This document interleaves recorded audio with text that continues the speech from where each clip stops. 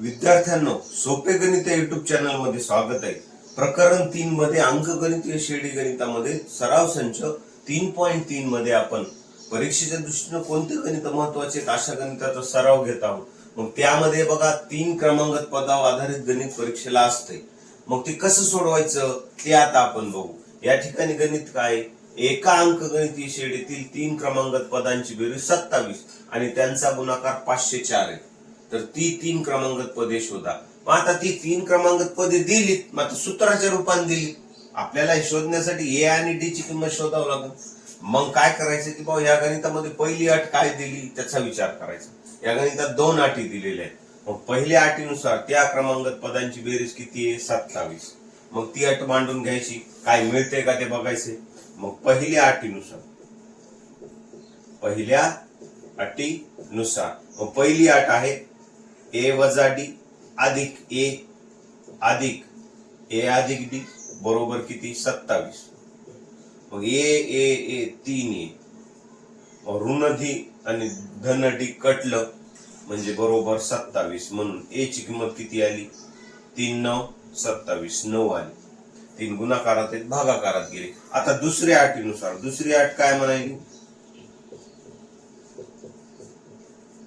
मग दुसरी अट काय सांगते, त्या 3 पदांचा गुणाकार किती आहे, 504। मग 3 पदांचा गुणाकार ए वजा डी गुणिले ए अधिक डी। चिन्ह नाही म्हणजे गुणाकार असे हे लक्षात घ्यायचे। आणि गुणाकार किती आहे, 504। मग आता काय करायचे, जवळजवळ कंस घ्यायचे। ए ने ए ला गुणलं ए चा वर्ग, ऋण डी न धन डी ला गुणलं ऋण डी चा वर्ग, आणि हे ए म्हणजे किती, याची किंमत आहे 9 बरोबर 504। मग ए चा वर्ग म्हणजे 9 चा वर्ग किती, 81 डायरेक्ट मांडू शकतो आपण, वजा डी चा वर्ग बरोबर 504। हे 9 जे गुणाकारात आहे ते इथं आपण असे भागाकारात घेऊ शकतो।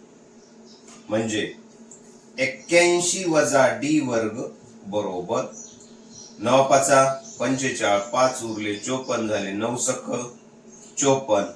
मग आता हे 81 इकडे धन आहे, तिकडे आल्या ऋण, म्हणजे ऋण डी वर्ग बरोबर 56 वजा 81। मग 56 वजा 81 म्हणजे त्या ठिकाणी लिहितो, लक्ष द्या।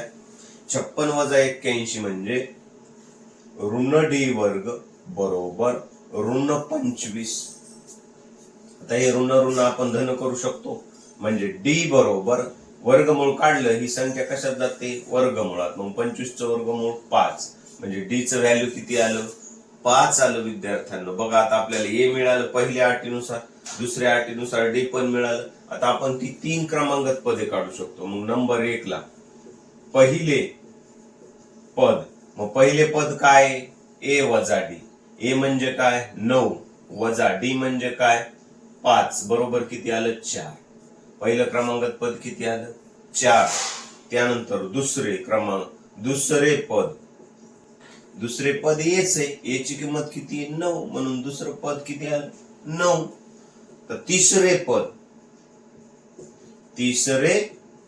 पद बरोबर ए अधिक डी, म्हणजे ए अधिक डी म्हणजे ए किती 9 अधिक डी म्हणजे 5 बरोबर किती 14। बघा विद्यार्थ्यांनो, आता या ठिकाणी काय बघा, एक ट्विस्ट आहे किंवा वर्गमूळ धन पण असू शकते आणि ऋण पण असू शकते।